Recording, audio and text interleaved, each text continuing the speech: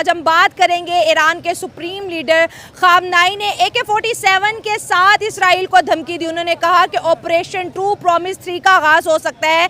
मतलब जो अभी ईरान ने किया ये बहुत छोटा अटैक था, इससे बड़ा अटैक इसराइल पर हो सकता है। इसराइल ने ऑलरेडी बोल दिया है कि हम ईरान के एनर्जी सोर्सेज को डिस्ट्रॉय करेंगे। ईरान ने बोला ये टिट फॉर टैट, अगर आप हमारे डिस्ट्रॉय करेंगे तो हम आपके डिस्ट्रॉय करेंगे। इसमें सबसे बड़ा प्रेशर अगर जनरेट होगा तो वो इंडिया पे होगा, क्योंकि इंडिया ईरान के साथ ऑयल की ट्रेड करता है। अगर ईरान का ऑयल, पेट्रोल, गैस इसराइल की तरफ से बर्बाद हो जाता है तो इंडिया के अंदर पेट्रोल, ऑयल, गैस के प्राइसेस बहुत बढ़ेंगे, इन्फ्लेशन इंडिया के अंदर इंक्रीज होगी और उनका जो ग्रोथ रेट है, इकोनॉमिकल ग्रोथ रेट, वो भी कहीं ना कहीं इस जंग की लपेट में आएगा। जय श्री राम दोस्तों, मैं सुनील चौहान हमेशा की तरह आप सभी का स्वागत करना चाहूंगा हमारे और आपके YouTube channel reaction with review में। तो दोस्तों हमेशा की तरह आज की वीडियो किस टॉपिक पर होने वाली है वो तो आप सभी जान ही चुके होंगे, लेकिन दोस्तों वीडियो शुरू करने से पहले मेरा आपसे एक पर्सनली सवाल है कि क्या आपको भी सच में ऐसा लगता है कि भारत को इससे कुछ फर्क पड़ने वाला है? अगर आपको भी लगता है कि क्या फर्क पड़ने वाला है तो प्लीज यार कमेंट बॉक्स में अपने ओपिनियन जरूर कमेंट करें। तो दोस्तों वीडियो अगर पसंद है तो वीडियो को एक लाइक, शेयर, कमेंट बॉक्स में अपने रिएक्शन के साथ दोस्तों चैनल को भी सब्सक्राइब करके नोटिफिकेशन बेल को भी जरूर ऑन करें। चलिए फिर दोस्तों बिना देरी के वीडियो स्टार्ट करते हैं।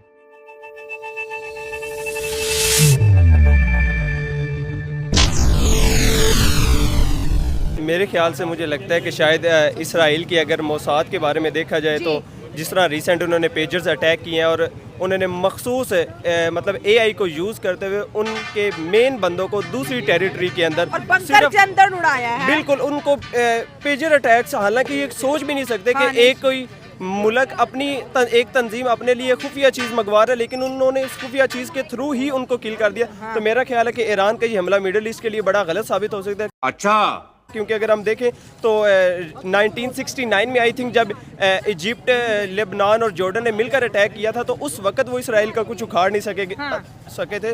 तो अभी जब वो इतना पावरफुल हो चुका है, उसके पास US भी है, उसके पास मतलब ब्रिटेन भी ने भी रिसेंट जब ईरान ने उसके ऊपर हमला किया तो ब्रिटेन भी ये कह रहा है कि हम ईरान की इस हमले की मज़ामत करते हैं। तो इतनी पावर के बावजूद हमें नहीं लगता कि शायद इस ईरान जो इसराइल को फतेह कर सकता है, और ये मेरे ख्याल से ये ईरान का एक बड़ा गलत है। और जब से ईरान ने हमला किया, जो समझ वाले लोग हैं वो यही कह रहे हैं कि ईरान ने एग्रेशन दिखाया, ईरान को अटैक नहीं करना चाहिए। इसराइल की बात करें, आपने मोसाद की बात की, इसराइल अपने दुश्मनों को मारने के लिए 100 साल पहले की प्लानिंग रखता है। इसराइल ने ओपनली कहा है कि ईरान से हमने जो बदला लेना है ना, इनके जो एनर्जी सोर्सेज हैं जहाँ से ये तेल निकालते हैं, तेल को रिफाइन करते हैं, इनकी इकोनॉमी हमने क्रैश की है। गजा का हाल देख ले, लिबनान का देख ले, हमास का देख ले, हिजबुल्ला का देख ले। आपको क्या लगता है ईरान ने तो जो करना था कर दिया, अब जब इसराइल आएगा जिसके साथ सुपर पावर अमेरिका है वो भी आएगा, ईरान तो अकेला, ईरान के पास तो वैसा डिफेंस ही नहीं है जो उसको बचा सके। समझ रहे हो? देखिए डिफेंस की तो बात वो एक ज़रूरी है, लेकिन इसके साथ अगर देखा जाए तो ईरान की जो पहली लोकल कम्युनिटी है वो तो पहले ही एक अंडर प्रिविलेज ज़िंदगी गुजार रहे हैं। उनकी जो कुछ इकोनॉमी चल रही थी वो यही उसके ऑयल्स के ऊपर चल रही थी। अगर इसके ऊपर भी वो अटैक करेंगे, या ईरान अगर दूसरों को आंख दिखा सकता था उसकी वजह कुछ उसकी न्यूक्लियर पावर से, अगर कोई दूसरा मुल्क बता रहा है कि हम आपके न्यूक्लियर पावर पर भी हमला कर सकते हैं तो इसके बाद ईरान के पास कुछ लूप होल बचेगा नहीं। इकोनॉमी भी डिस्टेबलाइज हो चुकी है, न्यूक्लियर पावर भी ख़त्म हो जाएगी, ऑयल भी ख़त्म हो जाएगा, ख़त्म नहीं मतलब सेक्शंस और ज़्यादा लग जाएंगी। तो इसके बाद मुझे नहीं लगता कि वहाँ की जो लोकल कम्युनिटी है वो उसके इस छोटे से अग्रेशन तो उन्होंने दिखा लिया, अपना एक नाम तो कमा लिया, लेकिन जो लोकल कम्युनिटी है वो सर्वाइव नहीं कर सकती। तो रुको जरा, अगर इंडिया की बात करें तो ईरान ने इंडिया से मदद मांगी है। अब आप देखें कि इंडिया की इसराइल के साथ दोस्ती है, इंडिया का ट्रेड ईरान के साथ भी ऑयल का बहुत अच्छा है। अब इंडिया इसमें क्या रोल प्ले करेगा? क्या इंडिया दोनों को समझा के जो है ये जो जंग है जो मिडिल ईस्ट को अपनी लपेट में लेने वाली है इसको बचा लेगा? क्योंकि जिस मुल्क के अंदर जंग होती है आखिरी फैसला इंडिया के पास आता है। ऐसे लग रहा है जैसे बादशाह सलामत के पास सारे जो है रिक्वेस्टें जमा हो रही हैं। शाबाश। मेरे ख्याल से इंडिया के पास एक बड़ा अच्छा उसने किरदार अदा किया था। जब पाकिस्तान की भी पार्टीशन हुई थी तो ना वो US ब्लॉक में गया, ना वो सोवियत यूनियन ब्लॉक में गया, यानी कि उसकी डिप्लोमेसी पॉलिसी बड़ी अच्छी है। इसलिए मेरे ख्याल मुझे हमें लगता है कि शायद वो इन दोनों के साथ, क्योंकि अगर देखा जाए तो इजराइल के साथ वेस्टर्न ब्लॉक पूरा साथ जुड़ा हुआ है।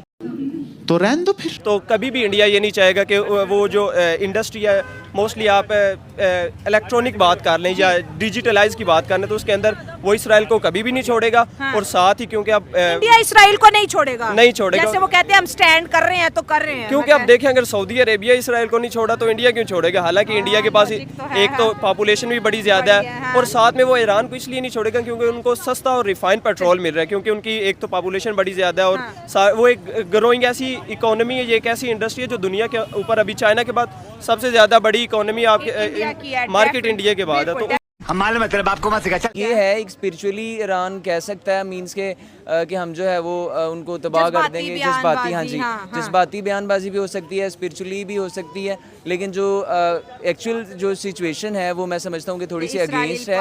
हाँ जी, इसराइल पावरफुल है। और हाँ ये है कि अगर इन केस अगर कुछ पावर्स जो हैं वो ईरान का साथ देती हैं तो फिर मैं समझता हूँ कि कहीं ना कहीं उनके मुकाबला करने के काबिल हो जाएंगे। लेकिन वो अगर आप कहेंगे उनके बिल्कुल इक्वल हो जाएंगे तो ये गलत है। ईरान के पीछे अगर बात करें ज्यादा से ज्यादा रशिया खड़ा हो जाए, क्योंकि किसी भी इस्लामिक कंट्रीज में इतनी जरूरत ही नहीं है कि वो ओपनली कह दे कि लो जी हम ईरान के साथ खड़े हैं और अगर आप ईरान पे अटैक करोगे तो हमारी फोर्सेस आप पे अटैक, कोई किसी में जरूरत नहीं है। बस हवा निकल गई। पाकिस्तान का क्या रोल है? हम तो बड़ा खुश हो रहे हैं, वाह ईरान ने जबरदस्त किया, हमला कर दिया, ये जज्बा किया, लेकिन खड़ा तो कोई नहीं उसके साथ। नहीं, अगर बात करें ये जो एक्सट्रीमिस्ट लोग हैं वो सिर्फ वही इस तरह की बात कर रहे हैं कि जी ईरान ने बड़ा कुछ अच्छा कर दिया, ईरान ने बड़े हमले कर दिए। एक्सट्रीमिस्ट लोग कह रहे हैं। और जो भी थोड़ा बहुत एटलीस्ट इंटेलेक्चुअल, हल्का फुल्का इंटेलेक्चुअल भी है ना, वो भी इस बात को सपोर्ट नहीं करता कि ईरान को ये मिसाइल्स दागने चाहिए थे या सब कुछ करना चाहिए था। तो पाकिस्तान को मेरे अंदाज से क्लियर स्टैंड लेना चाहिए कि जो ईरान ने इस तरह मिसाइल्स अटैक किए हैं ये इन्हें नहीं करने चाहिए थे। मजा आया। डिप्लोमेटिक तरीके से ये चीज़ें सॉल्व हो सकती थी। बड़े समझदार हैं भाई पाकिस्तान की यूथ, तो जज्बे और जहाद और जंग से निकल के डिप्लोमेटिक रिलेशनशिप पे फोकस कर रही है। देखिए करंट वर्ल्ड के अंदर आपको अब वो कहते हैं ना कि अब वो जहाद की शक्लें तब्दील हो चुकी है। अब आपको जहाद करना तो तलवार नहीं है ना आपके पास गन है, किसी हद तक गन थी, अब गन भी खत्म हो चुकी है। पेट्रोल तो अक्लमंदी इंडिया से कॉपी हम क्यों नहीं करते? हम बस जज्बा जज्बा जज्बा भाई छोड़ो, थोड़ी सी चीजें कॉपी करो। दुनिया को किस तरह से डील करना है आजकल। शाबाश। इसके लिए मेरे ख्याल से अभी हमें काम करना होगा, इंडिया को कॉपी करने के लिए भी काम करना पड़ेगा। क्योंकि इसकी वजह यह है कि पाकिस्तान को अगर डेमोक्रेसी के लिहाज से देखा जाए 1947 से अभी तक 77 ईयर्स हो चुके हैं, तो हमें कोई प्राइम मिनिस्टर अभी तक 5 साल के लिए नहीं मिल सका। गजब बेइज्जती है। इसराइल को सपोर्ट कर रहा है अमेरिका और इंडिया, उसकी सपोर्ट है। उसी तरह रशिया और चाइना को ईरान की सपोर्ट है समहाउ। तो सेकेंडली उसके अलावा एक ईरान की सबसे बड़ी अच्छी चीज़ जो है उनका फर्म बिलीफ है बीइंग अ मुस्लिम के हमारे साथ अल्लाह की ताकत है, इक़्तिदार आला है। आपकी बात ठीक है टेक्नोलॉजिकल ग्राउंड्स पे और इस चीज़ पे इसराइल एज अ वार पे काफ़ी ज़्यादा हमसे आगे है बिकॉज उनको अमेरिकन सपोर्ट है। दोस्तों बाकी सब तो अपनी जगह सही है, लेकिन मुझे पाकिस्तान की एक बात पसंद नहीं है और वो है मजहब। जी हाँ, टेक्नोलॉजी की जंग हो या फिर वो फिजिकली हथियारों की जंग हो, मतलब हर किस्म में पाकिस्तान को मजहब घुसेड़ना है, ठीक है। बिना मजहब के शायद वो एक कदम भी ना चल पाए। ऐसा कुछ मुझे पाकिस्तान का लगता है कि यार आप एक बार मजहब को साइड रख के थोड़ा सा इंसानियत के नाते सोच लो, इंसानों के नाते सोच लो, क्योंकि आपके पास मजहब अपना है तो उनके पास भी अपना मजहब है। तो क्या वो उनको हेल्प नहीं करेगा? वो उनको आगे बढ़ने में, जंग लड़ने में हेल्प नहीं करेगा? मतलब सिर्फ आपका मजहब ही सभी चीजों में हेल्प करता है, उनका मजहब हेल्प नहीं करेगा। तो यार इंडिया को फर्क पड़े ना पड़े, इस वक्त में पाकिस्तान पब्लिक को कुछ ज्यादा ही फर्क पड़ रहा है दोस्तों। ऐसा कुछ उनका रिएक्शन बता रहा है। तो फिलहाल कैसी लगी आपको ये वीडियो अगर पसंद आया दोस्तों, वीडियो में अगर कुछ कमी हो तो प्लीज यार कमेंट बॉक्स में मेंशन जरूर करें। मिलते हैं आपसे दोस्तों, तब तक किसी और वीडियो में। जय हिंद, जय भारत।